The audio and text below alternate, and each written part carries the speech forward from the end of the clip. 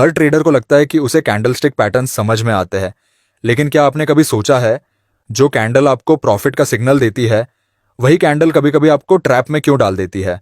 अब आप इस कैंडल को देखो, ये एक बुलिश हैमर कैंडलस्टिक पैटर्न है। अब आप कहोगे ये सपोर्ट लेवल पर बना है, इसका मतलब प्राइस यहां से सीधा ऊपर जाएगा। बिल्कुल सही, मुझे भी पता है।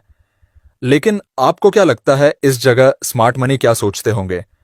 दरअसल आप और हम जैसे 90% ट्रेडर्स ने सोचा हैमर मतलब प्रॉफिट का सिग्नल, और हमने ट्रेड में एंटर कर लिया।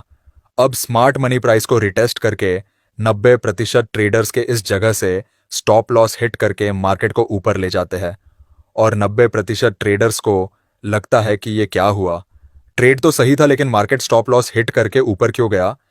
क्योंकि स्मार्ट मनी ने आपकी लिक्विडिटी स्विप की है। अब यहां पर 90% और 10% ट्रेडर्स की साइकोलॉजी सामने आती है। 90% सिर्फ पैटर्न को देखकर ट्रेड लेते हैं, तो वही 10% प्रो ट्रेडर्स कॉन्टेक्स्ट देखकर ट्रेड प्लान करते हैं। आज मैं तुम्हें वो चीज दिखाने वाला हूं जो रिटेल ट्रेडर्स कभी नहीं देखते। तो अगर तुम सच में कैंडलस्टिक पैटर्न्स को समझना चाहते हो, जैसे स्मार्ट मनी समझता है, तो ये वीडियो तुम्हारे लिए है।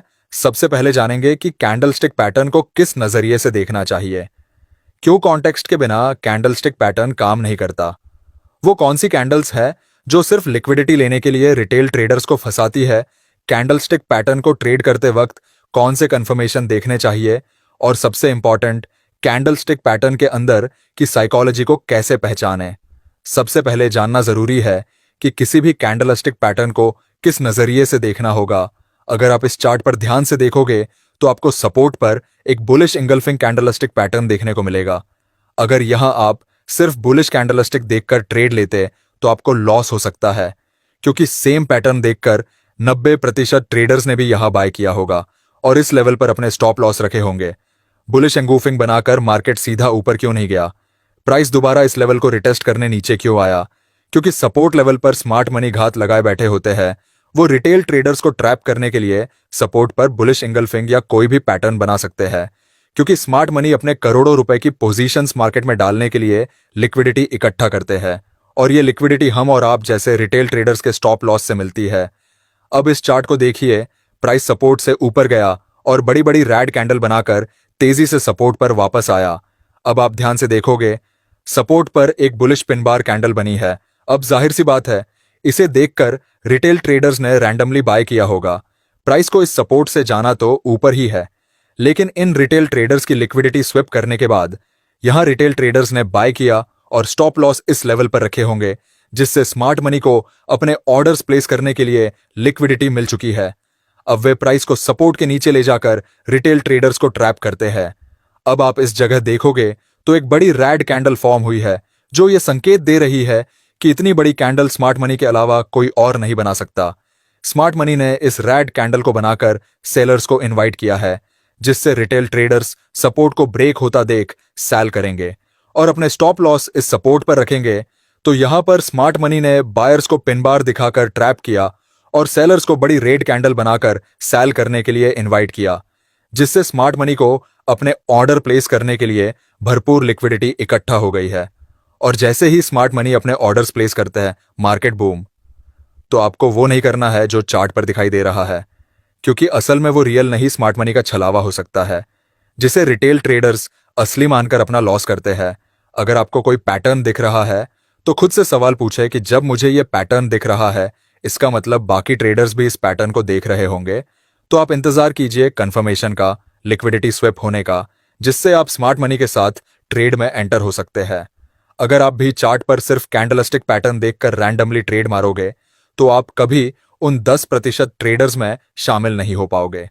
दूसरे पॉइंट में जंप करते हैं और जानते हैं कि कॉन्टेक्स्ट के साथ कैंडलस्टिक पैटर्न हाई एक्यूरेट कैसे बन सकते हैं। चलिए इसे चार्ट पर समझते हैं। यह लेवल एक स्ट्रॉन्ग सपोर्ट का काम कर रहा है। 90% ट्रेडर्स को पता है और स्मार्ट मनी को भी पता है, प्राइस अभी सपोर्ट पर है। अब सपोर्ट पर एक बुलिश इंगल्फिंग पैटर्न बना है। फिर क्या? जाहिर सी बात है, 90% ट्रेडर्स बाय करेंगे और स्मार्ट मनी को भी सपोर्ट से प्राइस ऊपर ले जाना है।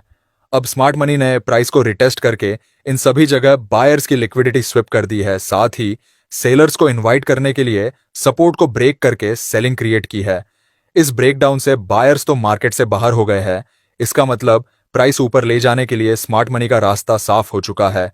साथ ही रिटेल ट्रेडर्स ब्रेकडाउन पर सेल करके अपने स्टॉप लॉस इस लेवल के आसपास लगा चुके हैं, जिससे स्मार्ट मनी के लिए बाय साइड लिक्विडिटी अवेलेबल हो गई है।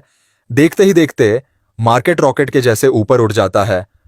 तो ट्रेडर्स ट्रेड हमेशा कॉन्टेक्स्ट, मतलब ये जो पैटर्न बना है किस लेवल पर बना है, क्या यहां रिटेल ट्रेडर्स के स्टॉप लॉस अवेलेबल है, मार्केट ने कितनी बार सपोर्ट को रिस्पेक्ट किया, क्या अगली बार प्राइस इस लेवल की लिक्विडिटी स्विप कर सकता है, आप कॉन्टेक्स्ट को कंफर्मेशन कह सकते हैं। जब तक आप चार्ट पर 2 या 3 कंफर्मेशन न ढूंढ लो, जब तक ट्रेड में एंटर मत करना।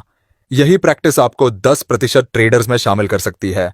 अब समझते हैं वो कैंडल्स जो सिर्फ रिटेलर्स की लिक्विडिटी स्विप करने के लिए बनाई जाती है। यहां पर प्राइस ने इक्वल हाइज बनाया है, प्राइस तीसरी बार ऊपर जाता है और इक्वल हाइज को एक हाई वॉल्यूम ग्रीन कैंडल से ब्रेक कर देता है।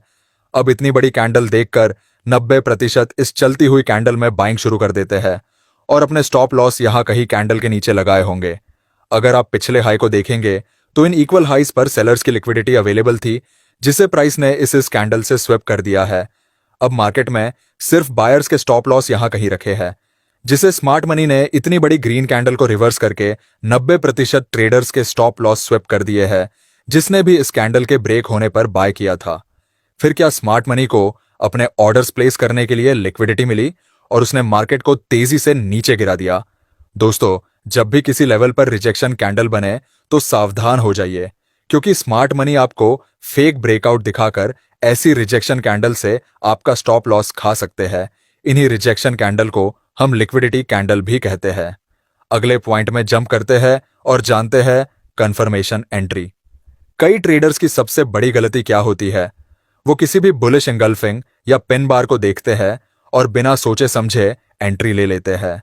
लेकिन मार्केट सिर्फ एक कैंडल से नहीं चलता, वो कैंडल कहां बनी है ये डिसाइड करता है कि मूव रियल है या ट्रैप।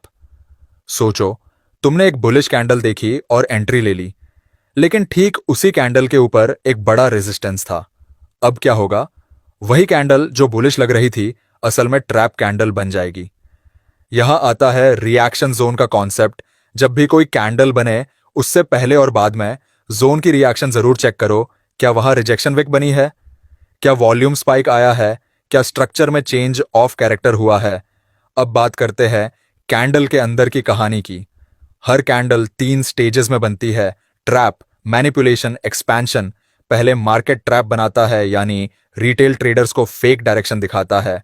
फिर मैनिपुलेशन करता है, विक बनाकर उनके स्टॉप लॉस हिट करता है। और फिर एक्सपेंशन करता है, यानी असली मूव शुरू करता है।